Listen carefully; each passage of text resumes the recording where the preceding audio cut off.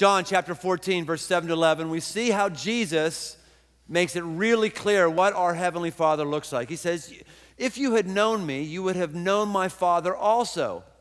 From now on, you do know him and have seen him. How is that? Because they're looking at Jesus, the DNA of God.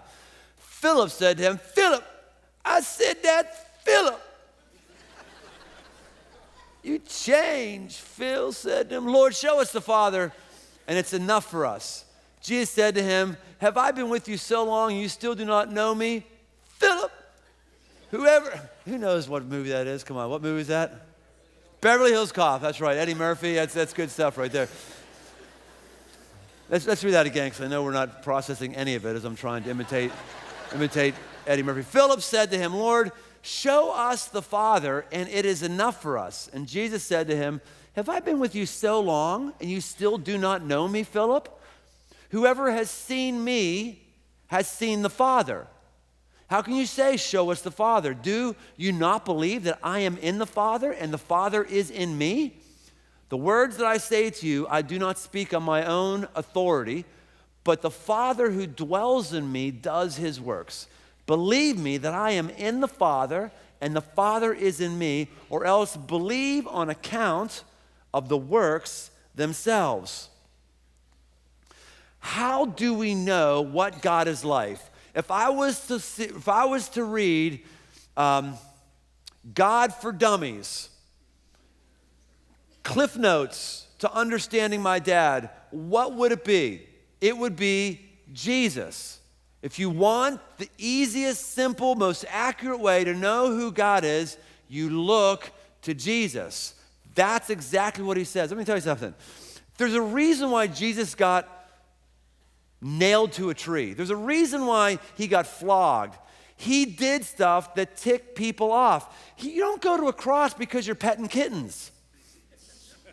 You go to a cross because you say things like this that's totally against the religious establishment. He said, if you want to know what the Father is, you look at me, because I and he are one. Now, in our sort of age of mixed mash spirituality, we borrow little spiritual concepts from everywhere, and then we kind of do our own custom spirituality or religion. This doesn't sound all that unusual. The idea that we can be God, or God is him, or God is in us, that's only because all these concepts we borrow from Jesus. This idea, well, God is love. Where do we get the idea? We get that from the Bible. We don't get that from Hinduism. We don't get that from Buddha. We don't get that from nowhere. We get that from the Bible. And so when Jesus says this is completely foreign. What? Why? No. God's way out there. You can't say that he's in you and you and he are one. You can't do that. And he says, if you can't believe just by the works themselves, because God is able to create, and you see me recreate a hand when a guy pulled it out of his shirt. You see me recreate eye sockets when people were blind and now they can see. You see me recreate eardrums so people could now hear who couldn't hear before. So if the works, he says, if the works don't speak for themselves, I'm just going to tell it to you. I'm just going to tell you, I'm your dad. Who's your daddy? I'm your dad. He is in me. I am in him. It's one and the same. And then he calls out, Abba, Father. I love this phrase, Abba, which means daddy. I know it's really awkward for some of us. You keep hearing me referring to God as my dad. It's even more difficult to hear him as daddy. It reflects some level of intimacy, awareness of his identity.